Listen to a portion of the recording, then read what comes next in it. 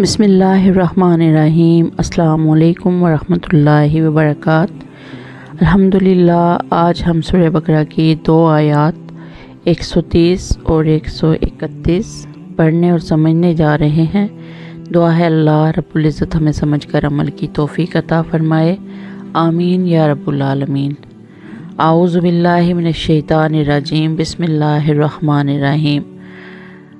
ومن اور کون یرغب منہ موڑے عن ملتی ابراہیم علیہ السلام کے دین سے، الا مگر من صافیہ جس نے بیوقوف بنایا نفسہ اپنے آپ کو، وَلَقَدِ اصْطَفَيْنَاهُ اور ہم نے اس کو چن لیا، فی الدنیا دنیا میں، وَإِنَّهُ اور بے شک وہ فی الآخرۃ آخرت میں، لمن الصالحین البتہ نیکوکاروں میں سے ہوگا۔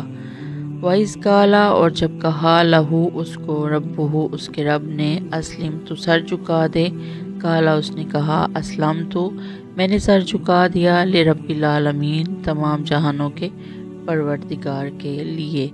وَمَن يَرْغَبُ عَن مِلَّةِ إِبْرَاهِيمَ إِلَّا مَنْ سَفِهَ نَفْسَهُ وَلَقَدِ اصْطَفَيْنَاهُ فِي الدُّنْيَا وَإِنَّهُ فِي الْآخِرَةِ لَمِنَ الصَّالِحِينَ اور کون ہے جو ابراہیم علیہ السلام کے طریقے سے منہ موڑے، سوائے اس شخص کے جو خود اپنے آپ کو حماقت میں مبتلا کر چکا ہو۔ حقیقت تو یہ ہے کہ ہم نے دنیا میں انہیں اپنے لیے چن لیا تھا اور آخرت میں ان کا شمار صالحین میں ہوگا۔ وَإِذْ قَالَ لَهُ رَبُّهُ أَسْلِمْ قَالَ أَسْلَمْتُ لِرَبِّ الْعَالَمِينَ اور جب ان کے پروردگار نے ان سے کہا کہ سر تسلیم ہم کر دو، تو وہ فوراً بولے میں نے رب العالمین کے ہر حکم کے آگے سر جھکا دیا۔ یہاں سر تسلیم ہم کرنے کے لیے قرآن کریم نے اسلام کا لفظ استعمال فرمایا ہے، جس کے لفظی معنی سر جھکانے اور کسی کے مکمل تابع فرمان ہو جانے کے ہیں۔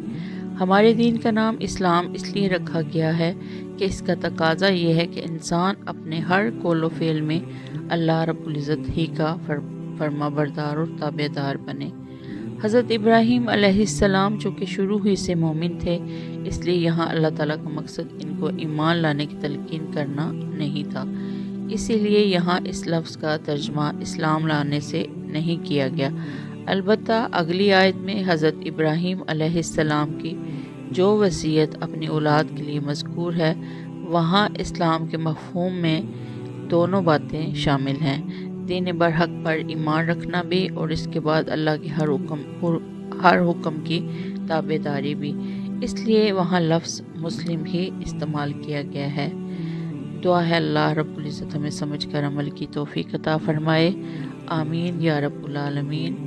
السلام علیکم ورحمۃ اللہ وبرکاتہ۔